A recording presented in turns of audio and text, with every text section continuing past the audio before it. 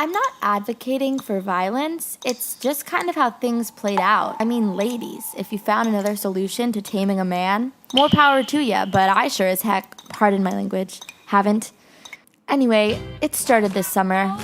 I had my very first steady at the ripe age of 19. Rudy. My friends, Gina and Tina, had already had their first kiss. I mean, they've practically done everything. It's not that I couldn't get a date. I mean, no one asked me out per se. I just wasn't the dating type. I'm very particular. Gina and Tina had just been dumped by their beaux. Gina was focused on college and Tina on finding another boy. And me, I was focused on Rudy. But of course, all good things must come to an end. It took me 3 months before I realized Rudy was a dog.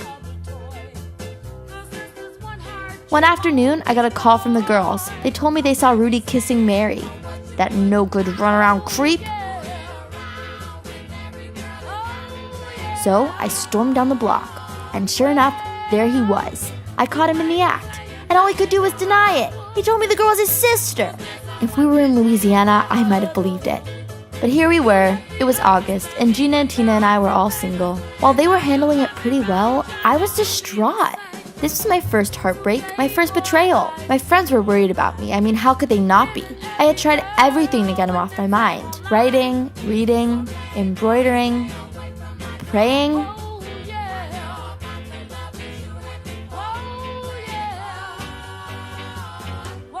Since I'm a firm believer in organizing my thoughts, Gina and Tina thought it would be best if I tried writing some lists.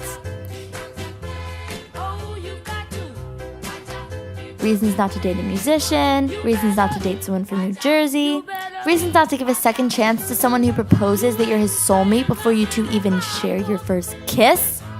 But lists were to no avail. I had this craving. I wanted justice. It wasn't fair. I wanted revenge. At the end of the day, the only people who seemed to be there for it all were my friends. And they had been hurt just like I had. We talked long and hard about how we were being treated by these boys, how they all thought we were stupid and weak. And worst of all, how all of these boys expected us to hand ourselves over to them. I don't expect you to understand. I don't expect any man to understand. But if you could try, think of all of the things that were subject just for being a woman. The violation, the abuse, from such a young age. It's a sin. And that's when I found my solution. A way to get the men out of our lives and prevent them from hurting another soul. Good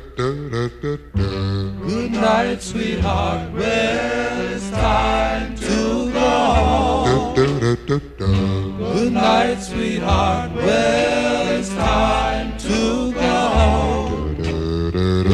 I hate to leave you, but I really must say, oh, good night, sweetheart. Good night. Well, Psalm 143 verse 12 says, "And in thy loving kindness cut off mine enemies and destroy all them that afflict my soul, for I am thy servant." But I've been praying for 19 years with no success. My enemies are still all around me, and they'll never be destroyed. I am servant to no man. I am servant to no God. I am servant to nothing and no one but myself. Now that I hear it back, I'm not even sure that I've sinned. I mean, I'm sure that I did what I had to do. The real sinners are the men who've attacked me and my friends and every other woman. And for me to do nothing about it, for me to wait for the day that someone else takes control of my life, well, what would that make me? good night, sweetheart. Well, it's time to go. I hate to leave you, I really must say, oh, good night, sweetheart. Good night. I know I must deal with the consequences of my actions. I know I'll be judged, and I don't need you to tell me that. An eye for an eye? Am I now evil? If in your eyes it is so, then so be it.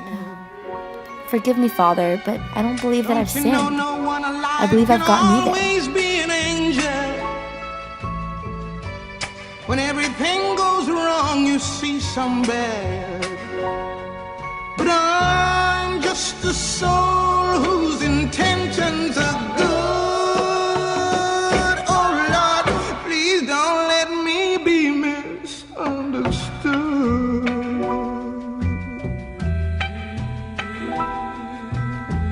You know, sometimes, baby, I'm so carefree, with a joy that's hard to hide. And then sometimes